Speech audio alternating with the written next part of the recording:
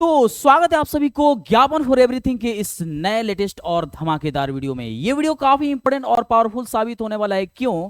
क्योंकि आज के इस वीडियो में हम बताने वाले हैं बिहार डीएलएड का मिनिमम मार्क्स, वो भी प्राइवेट कॉलेज में एडमिशन लेने के लिए। जी हाँ, हम पुराने कट ऑफ पर भी बात करेंगे, कुछ नए कट ऑफ पर भी बात करेंगे।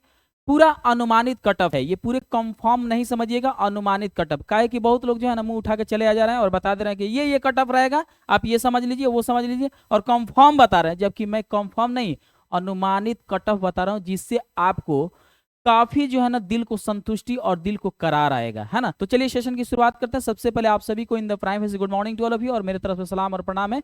और सेशन की शुरुआत है, देख सकते हैं यहाँ इस वक्त क्या है ना, बहुत ही अच्छे तरीके से बिहार डीएलएड के मिनिमम मार्क्स पर बात करने वाले, वो भी एडमिशन 2025 में लेने के लिए प्राइवेट कॉलेज। ये देख रहे हैं ना, इतना सुंदर प्राइवेट कॉलेज भाई, इतना सुंदर प्राइवेट कॉलेज। अच्छा, मान के चलिए कि हमारी मुकद्दर की बात है ना। हम तो कहते ही हैं कि मेहनत कुछ इस कदर करो कि जब तकदीर का सिक्का उछालो तो हेड भी अपना और टेल भी अपना। लेकिन हमारी मुकद्दर में मान के चलो कि किसी ने, मान के चलो कि किसी भी तरीके का आलोचना या किसी तरीके का उत्पीड़न पैदा हो गई है, तो मान के चलो कि हमें तो सरकारी कॉलेज नहीं मिल पाएगी।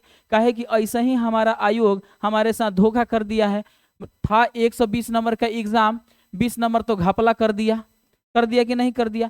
काहे कि 15 से 20 क्वेश्चन तो ऐसा ही मान के चलो कि आपका क्या है, डायरेक्ट आयोग के तरफ से ही ऑब्जेक्टिव के गलत विकल्प चुने गए हैं। तो हमारे ऐसे ऐसे एक्सपर्ट बैठे हुए हैं, हमारी ये सरकार की ऐसी की तैसी। अब हम कुछ कहेंगे नहीं, नहीं तो भाई बहुत लोग कहेंगे कि सरकार को ये गलत बोल रहा है, जबकि यहाँ हमारी सरकार के ही रीजन में ये सारे अधिकारी और सारे एक्सपर्ट काम कर रहे हैं। अब मान के चलो कि अगर किसी तरीके का, मान के चलो कि अगर दोषी पाया जा रहा है किसी प्रकार की, अगर उसमें गलत पाया जा रहा है, तो हम कह क्यों नहीं सकते हैं? बिल्कुल कह सकते हैं, काहे नहीं कह सकते हैं, हमारा अधिकार है, हमारा मूल अधिकार है। हम भी संविधान पढ़े हैं, सभी ने संविधान पढ़ा है, तो हम अपने संविधान के तहत अपनी आवाज को शांतिपूर्ण सरकार तक पहुंचा सकते हैं और आलोचना कर सकते हैं। काहे नहीं कर सकते हैं? बिल्कुल कर सकते हैं।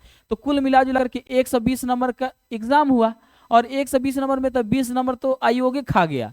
काहे कि मान के चले उसको तो था लालच कि भाई एक क्वेश्चन को क्लेम करेगा तो 50 रुपया देगा, है कि नहीं है। तो मान के चलो 1000-2000 रुपया हमको कमाने का एक कैंडिडेट से मिला मौका। ये स्टूडेंट निकला चालाक, नहीं किया, है ना, कोनो क्लेम नहीं किया, कोनो किया होगा हम मान सकते हैं, लेकिन हम इसको कंफर्म नहीं बता। लेकिन कोई विद्यार्थी क्लेम नहीं कर पाए। देखा कि भाई एगो दूगो क्वेश्चन रहता तो चलो कोई बात नहीं है, हालांकि एगो दूगो के लिए भी करता भी नहीं है कोई।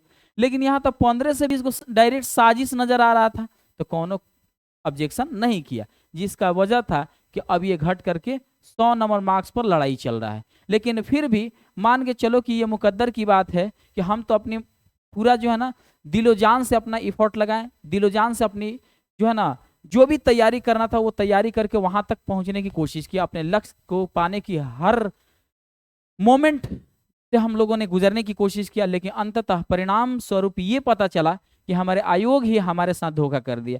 बट कोई बात नहीं, आयोग भी हम लोगों के प्रति बेवफा निकल गया, तो बेवफाई को हम लोग बहुत ही अच्छा सिला देंगे, कोई दिक्कत नहीं है। हम लोग बड़ी ही बारीकी से समझेंगे कि मान के चलिए कि अगर किसी कारण बस हमें सरकारी कॉलेज नहीं मिला, तो प्राइवेट कॉलेज के लिए हम कितना आश लगाए बैठ सकते हैं, हमारा कितना मार्क्स रहेगा, तो हम एक एक्सपेक्टेशन के साथ रिजल्ट आने तक उम्मीद लगा करके थोड़ी सी, है ना, अपने अन्न को बड़ा खुशी खुशी निगल सकते हैं। तो चलिए उसी पर बात करने वाले हैं। यहाँ पर देख सकते हैं, सबसे पहले यहाँ पर बात करेंगे कि बिहार डीएलएड कॉलेज, सरकारी कॉलेज की संख्या टोटल कितनी है बाबू। तो सबसे पहले आप समझ लीजिए, मोटा मोटी एकदम शॉर्टकट में बताऊंगा, वीडियो थोड़ा छोटा भी हो सकता है और थोड़ा सा आपके हिसाब से कहीं बड़ा हो सकता है, बट आप चाहें तो 2x में करके भी मेरी बातों को ध्यान से सुन सकते हैं। बट मैं तो कहूंगा कि आप ये वीडियो देख लो तो फिर दूसरा देखने की कोई आवश्यकता नहीं पड़ेगी। यहाँ देखो, बिहार डीएलएड कॉलेज के लिए सरकारी कॉलेज की संख्या 60 और निजी कॉलेज की संख्या 245, टोटल मिलाकर के 305 कॉलेज, मतलब इसको जोड़ोगे तो 305 आएगा, है ना। अब यहाँ देखो, पास करने के लिए क्या चाहिए भाई, तो सामान्य वर्ग के लिए 35% चाहिए और आरक्षित श्रेणियों के लिए 30% चाहिए। अब मजे की बात यह है कि क्या सर हम 35% या 30% ला लेंगे, यानी टोटल मिला के इन दोनों के कॉमन एक एवरेज मार्क्स 40% ला देंगे तो हमें सरकारी कॉलेज मिल जाएगा क्या? हमने ना रे बाबा, सुन, पास होने के लिए जिस तरीके से मैट्रिक में पास होने के लिए 33% चाहिए, तो क्या तुम थर्ड डिवीजन से सब कुछ कर लेगा? नहीं। माने कुल मिला जुला करके पास होने के लिए आपको 35 से 30% के बीच औसतन निकालो, तो 40% लाओगे तो 35 में आएगा, 30 में आएगा, मतलब कि 40% हम ला लिए, है ना। तो क्या सर हम 40% डालेंगे तो फिर मेरा सरकारी कॉलेज मिल जाएगा? नहीं। बात एक्चुअली ये है कि आप डीएलएड उत्तीर्ण स्टूडेंट समझे जाएंगे, यानी कि पास स्टूडेंट समझे जाएंगे, है ना, कि आप पास हो गए, आप फेल नहीं हुए। अब बात आती है कि ठीक है सर, तो हमें प्राइवेट कॉलेज या सरकारी कॉलेज लेने के लिए कितने नंबर लानी चाहिए? तो हम तो इस वीडियो में सबसे ज्यादा हम प्राइवेट कॉलेज पर बात करेंगे, सरकारी पर थोड़ा थोड़ा हम बता दे रहे हैं। सबसे पहले हम बात करेंगे 2024 में क्या कट ऑफ दिया गया था। 2024 में कट ऑफ क्या था? तो 2024 की बात करें तो सामान्य के लिए 80 से 88 के बीच में सरकारी कॉलेज मिल गया था।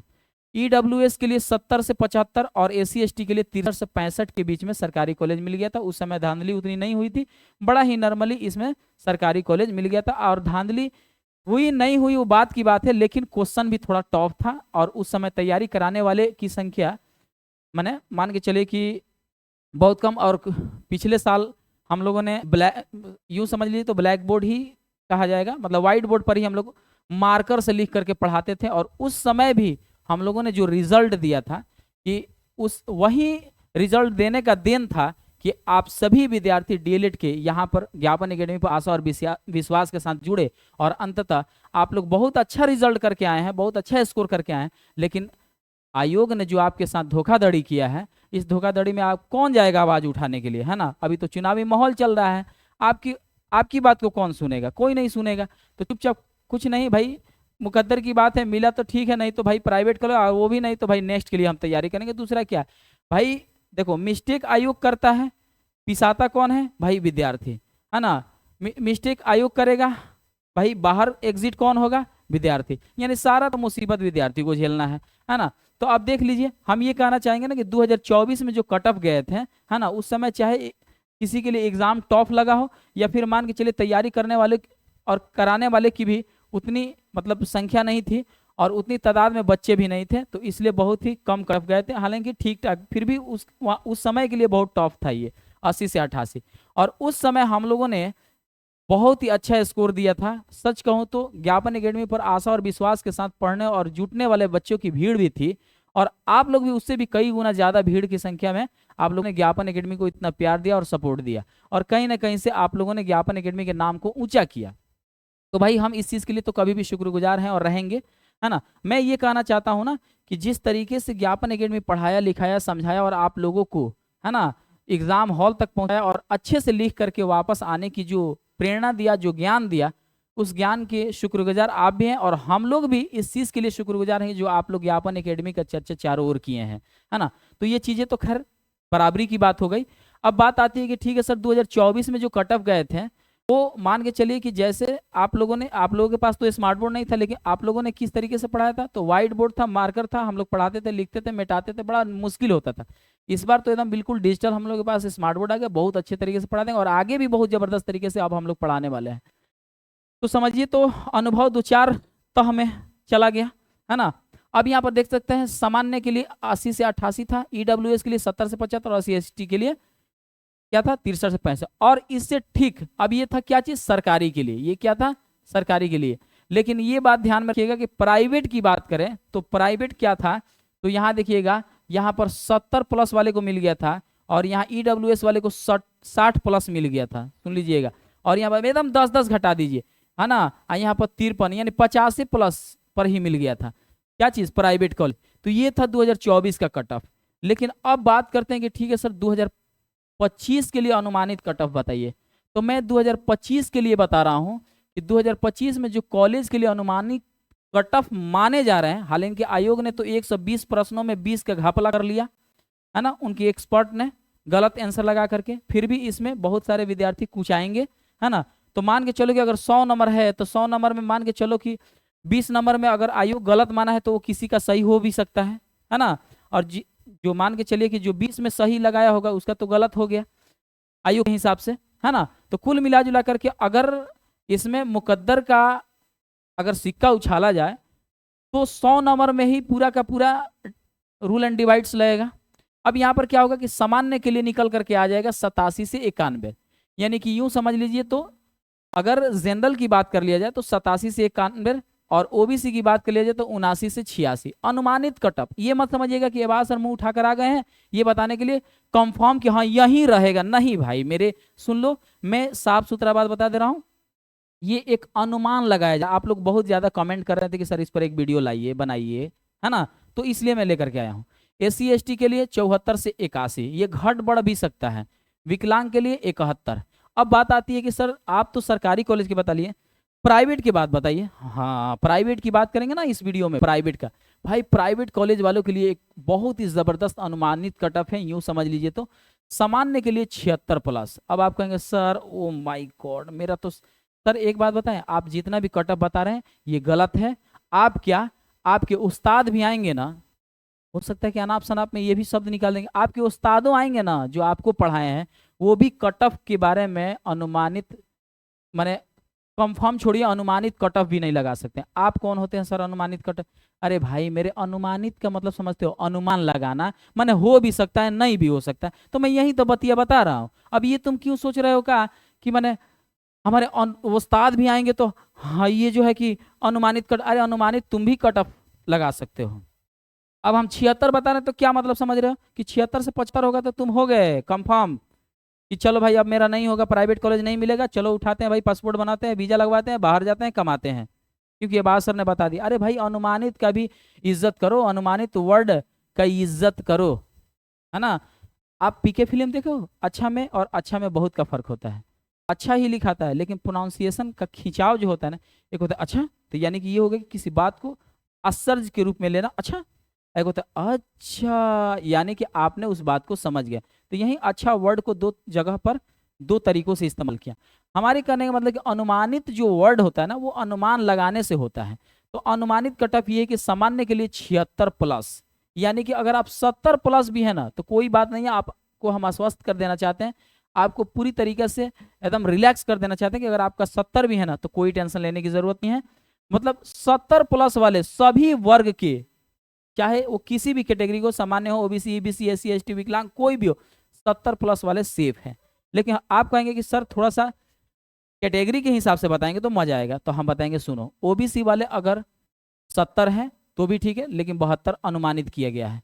ईबीसी वाले ये 71 है ना, लेकिन मैं कह रहा हूं कि 71 अनुमानित कटअफ आयोग की तरफ से माना जा रहा है। बट मैं एक बात बताऊं, सुनो ध्यान से, मैं कह रहा हूं ना कि ये 60+ वाले भी प्राइवेट कॉलेज मिल जाएंगे, ये ध्यान में रखना।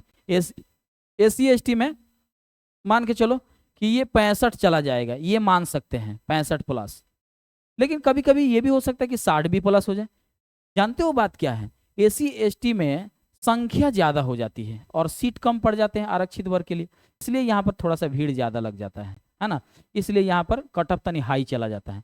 विकलांग की बात करें तो भाई ये तो हमेशा 50-51 पर इसकी जीत हो जाती है भाई, ये चाहे आरक्षण रहे और चाहे न रहे, चाहे कटअप कितना भी हाई लो हो, विकलांग तो भाई, और नहीं तो हाथ पैर तोड़ लो और जाके विकलांग का सर्टिफिकेट बना के तुम लोग भी जाकर के सरकारी कॉलेज में एडमिशन करा लो, कोनो दिक्कत ना है। प्राइवेट तो दूर की बात है, तुम्हें सरकारी मिल जाएगी, है ना, लेकिन नहीं ऐसा नहीं करना है ना। कुल मिला जुला करके ये एक अनुमानित प्राइवेट कॉलेज लेने का कट ऑफ मैंने बताया, आप इसको एश्योर नहीं कर लीजिएगा कि बात सर ने बता दिया, चलो भाई इससे 2 नंबर कम है, झोला झंडा उठाते हैं, बाबूजी से कहते हैं कि चलिए बाबूजी मेरा पासपोर्ट बनवा दीजिए, काहे कि ये बात सर ने जो अनुमानित कट ऑफ बनाया मैंने तो उसको कंफर्म समझ गया। अब कुल मिला जुला करके मेरा वीजा लगेगा, मैं विदेश जाऊंगा, कमाऊंगा, क्योंकि मेरे को ना सरकारी मिलेगा ना प्राइवेट, मेरा तो यहाँ पर कोई जगह नहीं है, तो चलते हैं निकलते हैं। तो नहीं, ऐसा बात नहीं है, आपका कट ऑफ घट भी सकता है, बढ़ भी सकता है।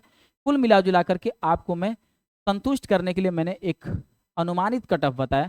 इस अनुमानित कट ऑफ में 5-10 नंबर का भी हेर फेर हो सकता है, इसलिए आपको टेंशन लेने की जरूरत नहीं। वीडियो अच्छा लगे तो कमेंट सेक्शन में अपनी प्यार मोहब्बत का पैगाम जरूर दीजिएगा, और फिर मिलते हैं नेक्स्ट वीडियो में। डीएलएड से रिगार्डिंग कोई और भी टॉपिक होगा तो जरूर वीडियो बनाएंगे। तब तक के लिए जय हिंद और खुदा हाफिज, बाय।